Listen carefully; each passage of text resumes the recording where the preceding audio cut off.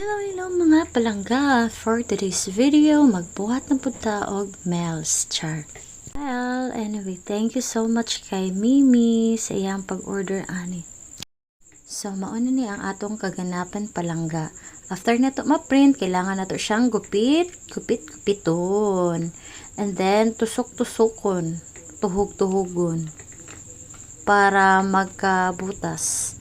Dira na to isulod ang katong holder. Ay, katulugon kay ko ani nga naga voice over flowers. So, nahuman na jud ang ato ang melon. And mao ni ang ato ang output. Ayan, naanay project ang ato ang palangging. Thank you so much.